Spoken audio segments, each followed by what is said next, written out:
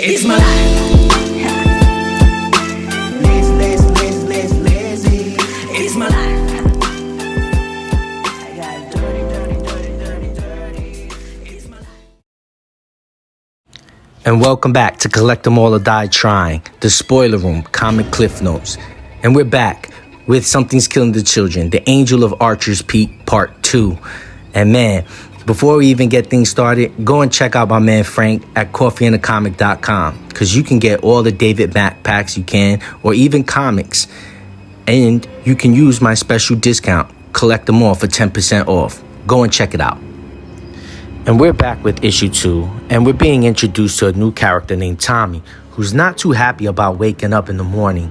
But as you can see next to his alarm clock, there's a missing persons poster, which seems, as we can see in the first issue when the Butcher of Bakerville showed up at Archer's Peak, there's a lot of this going around. And as Tommy's coming downstairs, he's welcomed by his stressful mother, and she is smoking cigarettes down to the filter, and she looks like any parent that has any worry for their child. And it's perfectly clear that this is one of the families that's victim to one of the many dead or missing children that's been happening around town.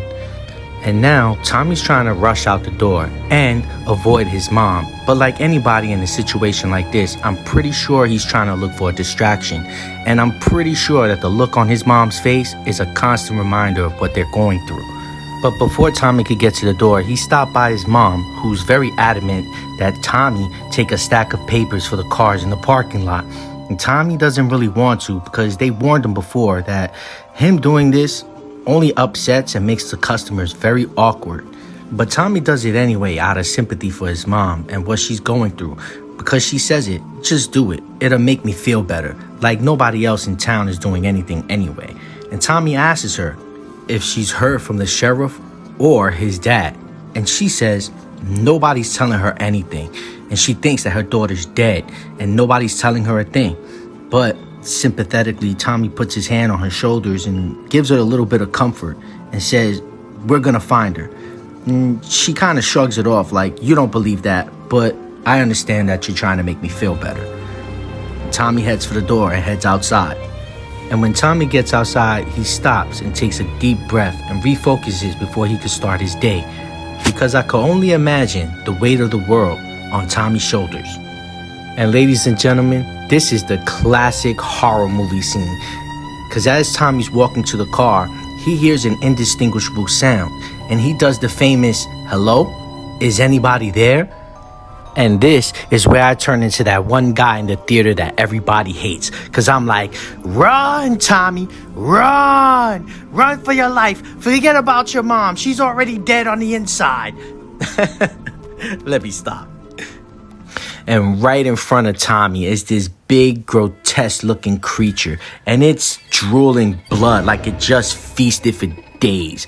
And how in the world that Tommy doesn't see this thing and doesn't recognize it is beyond me. But nonetheless, Tommy cannot see this creature that's standing right before him, staring him down. And then we jump to the parking lot of the restaurant where Tommy works. And how do I know this?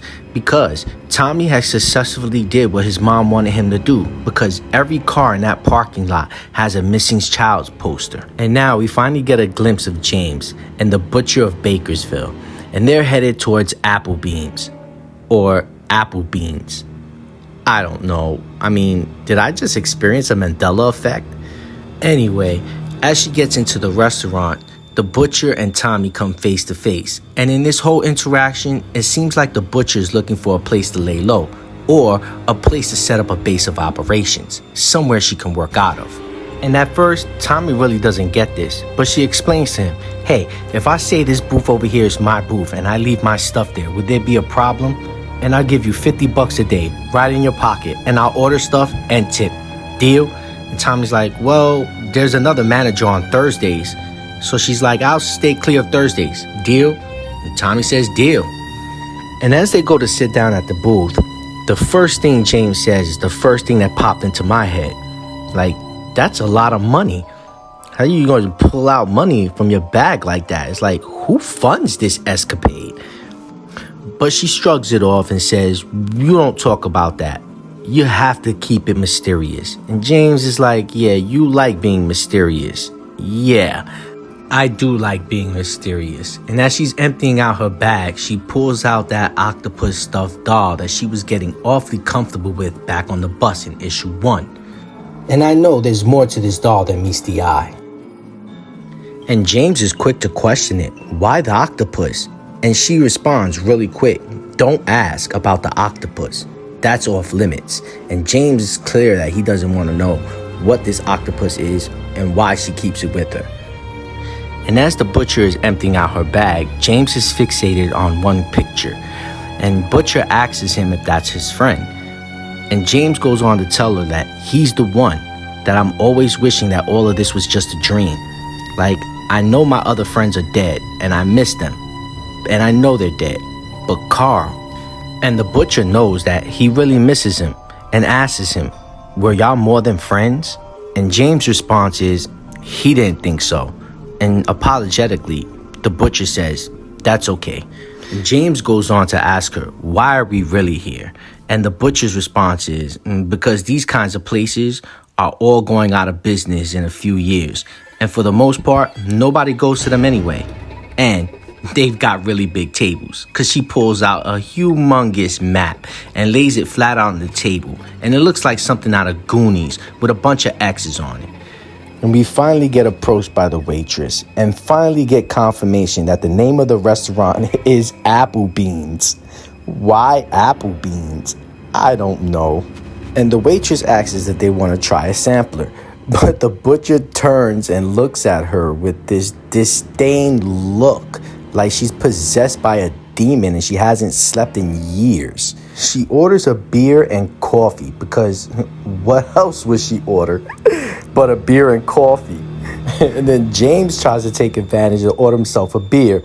But Butcher, she goes ahead and says he'll have a soda. But I can't really tell if she was talking about James or the octopus. And at this point, I think she was talking about the octopus. And then James orders a coffee too, but the butcher seems to question him about the coffee. She didn't even question him about the beer, but she questions him about the coffee. Have you ever had a coffee? Like, of all things, it's the coffee that makes you think about James' life decisions. But it's time to get down to business. And James asks her, have you ever done this before? Because you really look like you've done this before. And upon hearing this question from James, it seems like the butcher got a flashback of memories. And the next few panels we get are of her doing her John Woo thing. And it's perfectly clear that all this is nothing new for her. And she says, yeah, I've done this kind of thing before. And then staring at him with that glare in her eyes, she tells him, now show me where you live.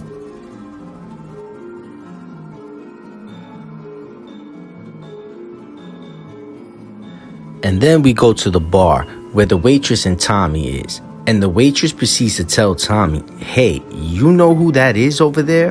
And Tommy's like, no, why would I know who that is? Why should I care? And the reason why Tommy should care is because he's the one who survived when they found the bodies of the 3 kids. He's the one who lived and didn't want to tell the cops anything. And that's not his sister. I've never seen her around here before. And this sets Tommy off because he thinks this is kind of weird because this kid's supposed to be in school. And back at the table, the butcher and James are looking at the map, trying to get a breakdown of everything she's already aware of. And the X's on the map are showing where all the bodies and the missing kids have showed up around Archer's Peak. 3 bodies found in the ravine behind James's house. 2 more were found in the woods off Pikes Creek. 2 in the Patatomi cabins at the campgrounds. 1 more found floating down by the Nicolette boathouse. 1 on the Woodwinds hiking trail. 9 dead. That's what's been reported. 14 children are missing. And now I need to know where Sophie Mahoney lives. But James doesn't know the answer to this question. But Tommy, listening in on a conversation, says, I can tell you where. Yeah, I live right here.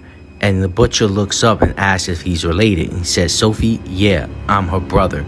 And before James could say anything he's not supposed to, the butcher stops him dead in his tracks. And Tommy asks, what are they really doing here? And Tommy proceeds to ask questions like, Do you know something? Do you know what happened? Do you know where my sister is? And the butcher seems to get confirmation from Tommy that she's one of the missing ones and not a body. And the butcher calling Tommy by name saying, I don't know where your sister is. But in a panic frenzy, Tommy's like, how the fuck do you know my name? And the butcher's looking at him like, really, dude? You have a name tag on? And Tommy seems to be getting a little bit more aggressive, demanding that she say who she is and why they're really there. And in a panic, she tries to avoid it and asks James to take her bag outside. And as she passes the bag to James, James fumbles the book bag, and out of the book bag falls the big Sylvester Stallone Rambo knife that she had in issue 1. And Tommy sees this. Now, Tommy makes the biggest mistake of his life, and he puts his hand on the shoulder of the butcher of Bakersville, and she goes Jason Bourne on his ass. So she tells Tommy not to touch her, and she tries to convince him that she's not the bad guy. She calmly tells Tommy that she's going to let him go and that she's not going to hurt him or cause a scene. She's just going to walk out the door and never be seen again. And she releases Tommy, who's super pissed because, let's be real. He just got manhandled by a 50-pound woman who looks like she haven't slept in 5 years.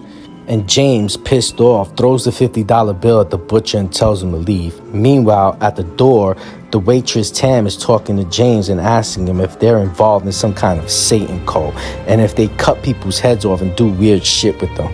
The butcher comes and says to ignore her. Let's get out of here. And Tommy does anything any man who just got manhandled by a Karen does. He calls the cops and wants to report something suspicious.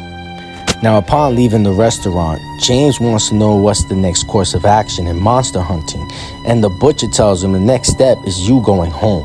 Although James doesn't want to go home because he clearly tells her he wants to help, and she tells him, trust me, you'll get your chance, I promise, but for now, you need to go home. And then the phone rings again. Just like every other time the phone rings, she's not too happy about answering it, and James asks her, who do you keep talking to? And her answer is, an asshole.